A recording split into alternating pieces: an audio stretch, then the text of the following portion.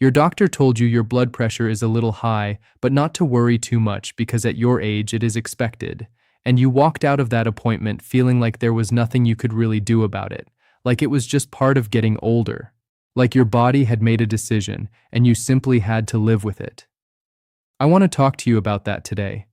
Because that conversation, that moment where high blood pressure gets brushed off as normal aging, is one of the most dangerous things happening in doctors' offices across this country right now. Not because doctors do not care, but because that one sentence, said casually, leads millions of older adults to stop paying attention to something that is quietly doing serious damage every single day. I am Wesley Harper, and today we are going deep on blood pressure after 60, what your numbers should actually look like, why the old standard that everyone grew up hearing does not always apply anymore, what happens inside your body when blood pressure stays too high for too long, and the part that most people never hear, why blood pressure that is too low is just as dangerous as blood pressure that is too high. We are covering all of it today, and by the end of this video, you are going to understand your blood pressure in a way that most people simply never do. Before we go any further, I want to ask you something. What was the last blood pressure reading you saw on that monitor? Drop it in the comments right now, the top number and the bottom number. You do not have to explain anything, just the numbers. You are going to see other people sharing theirs, and I promise you it will make you feel a lot less alone in this. And it will help me understand what this community is dealing with so I can keep making videos that actually help you. Now let us start with the myth that is causing real harm to real people every single day. Blood pressure rises with age, and that is just how it is. You have heard this. Maybe your own doctor said something close to it. Maybe a family member repeated it at the dinner table like it was common knowledge. And here is the frustrating thing. There is just enough truth in it to make it believable, which is exactly what makes it so dangerous. Yes, your arteries do change as you get older. When you are young, your arteries are flexible and elastic. They stretch with every heartbeat and spring back easily. Over time, they gradually stiffen. They lose that elasticity. And when arteries are stiffer, your heart has to work harder to push blood through them. So blood pressure, particularly that top number, does tend to creep up with age. That part is real. But here is where people go wrong. Just because something is common does not mean it is harmless. Just because a lot of older adults have high blood pressure does not mean high blood pressure is something to accept and ignore. Think about it this way. A lot of older adults develop type 2 diabetes. Does that mean elevated blood sugar is just a normal part of aging that we should not bother managing? Of course not. The same logic applies here. High blood pressure is not a harmless quirk of aging. It is the single most important cardiovascular risk factor there is. And it is also one of the most controllable. The moment someone accepts it as inevitable is the moment they stop doing the things that could genuinely protect their heart, their brain, and their kidneys. That acceptance is where the real damage begins. So the first thing I want you to take away from today is this. Blood pressure rising with age is common. High blood pressure causing damage to your body is not something you have to accept. These are two very different things, and confusing them can cost you years of good health.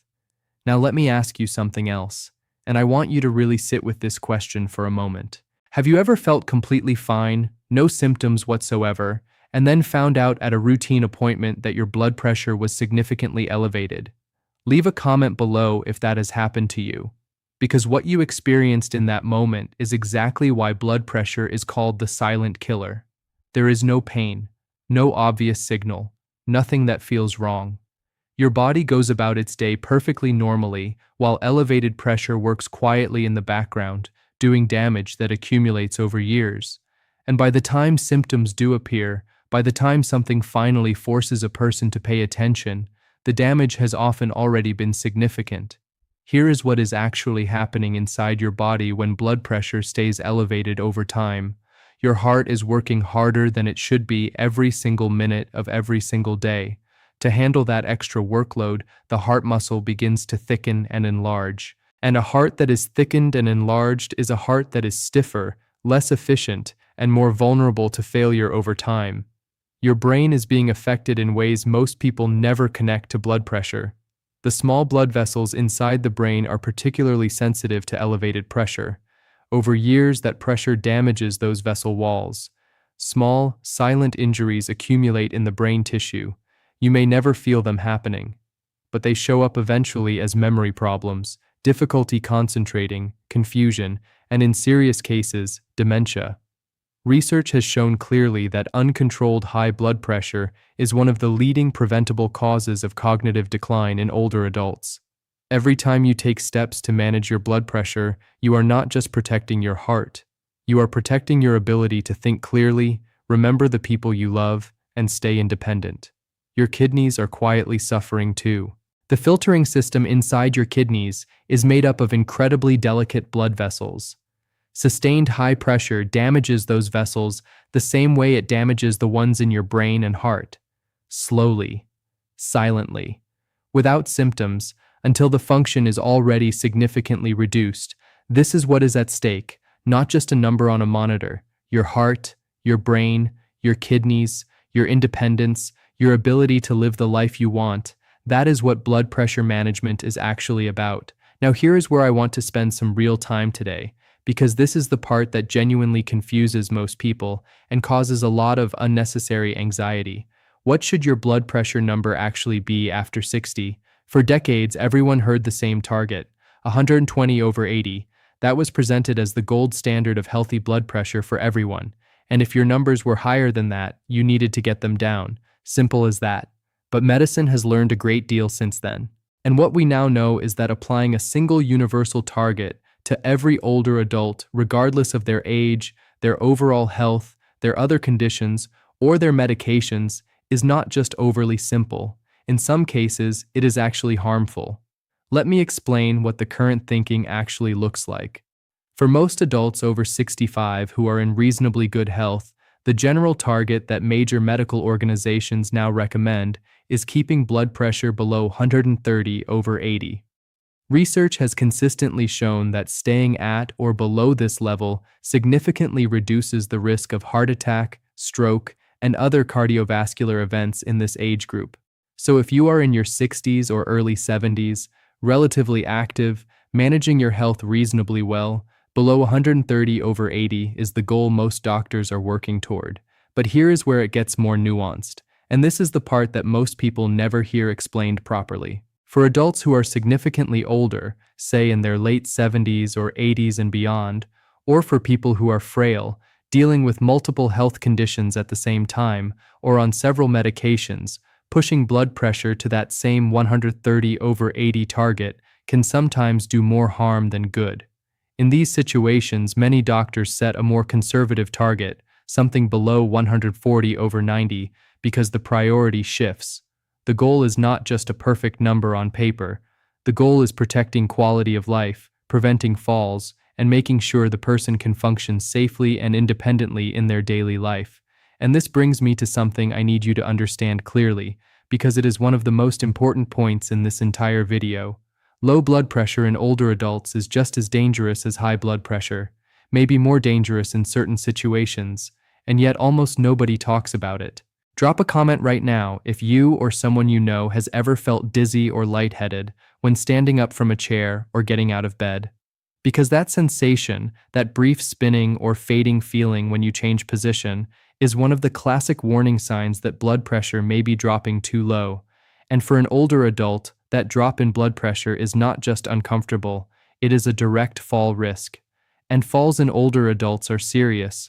A hip fracture from a fall can lead to hospitalization, loss of independence, and a cascade of health problems that are very difficult to recover from fully. Here is why this happens. When blood pressure is lowered too aggressively with medication, the pressure that drops was actually helping ensure blood reached the brain when you stand up. When that cushion is taken away too quickly, the brain does not get quite enough blood flow for a moment. You feel it as dizziness or that sensation of almost blacking out. For a younger person, this might just be a brief annoyance. For an older adult, it is a hazard that can change everything. Let me tell you about a gentleman in his early 80s. He had been managing high blood pressure for years, and his doctor, genuinely trying to help, had worked hard to bring his numbers down to what looked great on paper. The problem was that this man was constantly dizzy. He stopped going on his daily walks because he was afraid of falling. He stopped doing the things that had kept him active and healthy. His world got smaller and smaller, even though his blood pressure looked perfect on the chart. When his medication was carefully adjusted, when his target was moved to a slightly higher but safer level for his age and physical condition, everything changed. The dizziness disappeared. He went back to his walks. He got his life back. The numbers looked a little less ideal on paper, but the person behind those numbers was living better in every way that actually mattered. That is the kind of individualized thinking that every older adult deserves from their healthcare team. So what does this mean for you practically? It means that if you are on blood pressure medication and you feel dizzy when you stand up, you feel fatigued, you feel foggy or unsteady, these are not things to ignore or chalk up to age. These are important signals that your treatment may need to be adjusted. Write them down. Bring them to your next appointment. Advocate for yourself clearly. Now let us talk about something that causes a tremendous amount of unnecessary anxiety for older adults. The single high reading. You sit down, put the cuff on, press the button, and the number comes back higher than you expected, maybe significantly higher, and immediately the fear sets in. Is something wrong with my heart? Should I go to the emergency room? Am I having a stroke? I want you to understand something that will genuinely change the way you relate to your blood pressure monitor. One reading tells you almost nothing by itself. Blood pressure is not a fixed number. It changes constantly throughout the day. It goes up when you are stressed. It goes up after caffeine. It goes up if you just walked up the stairs or had an argument or slept poorly. It goes up in a medical setting simply because being measured makes some people anxious. This is actually a recognized phenomenon called white coat hypertension, and it is far more common than most people realize. What matters is your average over time, not the one alarming reading you had on a stressful Tuesday morning. The pattern of your readings measured consistently, calmly, and correctly is what gives you and your doctor actually useful information. Here is how to measure your blood pressure in a way that gives you reliable numbers. Sit quietly for 5 full minutes before you measure. Not 4 minutes. 5. Your body needs that time to settle. Sit with your back supported, feet flat on the floor, legs uncrossed. Rest your arm on a flat surface at roughly heart level. Do not talk during the measurement. Take 2 readings 1 minute apart and record both. The average of the 2 is more meaningful than either one alone.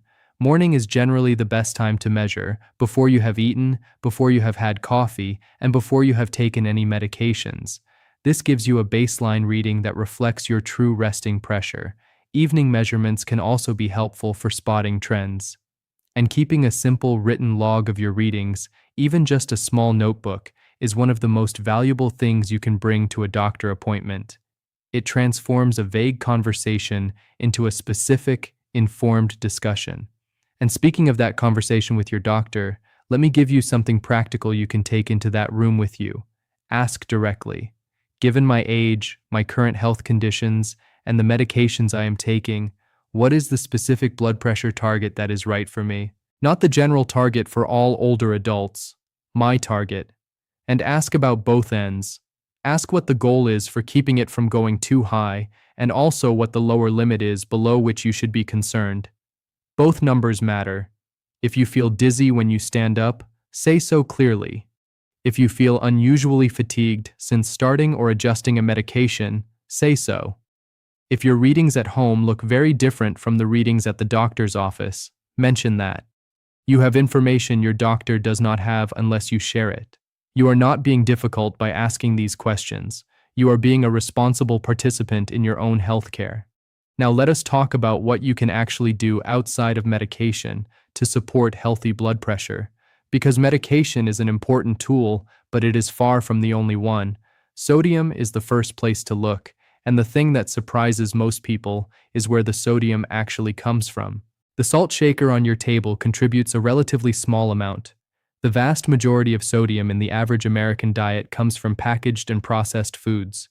Bread, canned soups, deli meats, sauces, frozen meals, cheese. These foods are loaded with sodium in amounts that most people never notice because the food does not even taste particularly salty. Reading labels and becoming aware of where sodium is hiding in your daily diet can make a meaningful difference in blood pressure without requiring extreme dietary changes. Movement is medicine for blood pressure. Your arteries benefit directly from regular physical activity. It keeps them more flexible, it helps your heart work more efficiently, and it supports healthy weight. You do not need intense exercise. A consistent daily walk is genuinely one of the most powerful things an older adult can do for cardiovascular health. 30 minutes most days. Not a marathon pace. Just moving. Regularly. Consistently. Over time. Stress management matters more than most people give it credit for. Chronic ongoing stress keeps your body in a state of low-level alarm that raises blood pressure continuously. Learning to genuinely step back and calm your nervous system, whether through deep breathing, prayer, time in nature, gentle movement, or anything that actually works for you personally, is not a luxury. For blood pressure management, it is a legitimate health strategy. And sleep. Poor sleep raises blood pressure. It is that simple and that direct. If you are waking up multiple times a night, if you are not feeling rested in the morning, if someone has told you that your breathing sounds unusual during sleep, these are things worth addressing. Not just for how you feel day to day, but for what they are doing to your cardiovascular system every night. Let me bring everything together for you now. High blood pressure rising with age is common, but it is not something you simply have to accept as inevitable and harmless. It is the most important cardiovascular risk factor in older adults, and it is also one of the most manageable with the right information and the right partnership with your doctor. The target is not the same for everyone. For most healthy adults over 65, the general goal is below 130/80. For older or frailer adults, the target may be adjusted to something safer and more appropriate for their specific situation. The goal is always the well-being of the person, not a perfect number on a chart. Blood pressure that is too low is a real danger that causes falls, dizziness, fatigue, and loss of independence. If your medication is making you feel unsteady or foggy, that is a conversation to have with your doctor today, not next month. One high reading is not a crisis. Your average over time is what matters. Measure correctly, measure consistently, and keep a record. And the everyday habits, reducing hidden sodium, moving regularly, managing stress, protecting your sleep, are not small additions to medication. They are powerful contributors to blood pressure health that work whether you are on medication or not. You are not a number on a monitor. You are a person who deserves to understand what is happening in your own body and to have real conversations with your doctor about what healthy actually looks like for you specifically. If today's video helped you understand your blood pressure better, please give it a thumbs up. It helps this video reach more older adults who need this information and are searching for it right now. Subscribe if you have not already. Every week I bring this community honest, clear, practical health information designed specifically for adults over 60. No confusion, no unnecessary fear, just the kind of real conversation that actually helps you make better decisions for your health. And leave a comment below. Share your last blood pressure reading if you are comfortable, or tell me what question about blood pressure you have never gotten a clear answer to. I read every single comment, and your question might become the next video that helps thousands of other people in this community. Take good care of yourself. Your heart is working hard for you every single day. Give it everything it needs to keep doing that. I will see you in the next one. Just remember, this video is for educational and informational purposes only. Always talk to your doctor or healthcare provider before making any changes to your medications, supplements, diet, or health routine.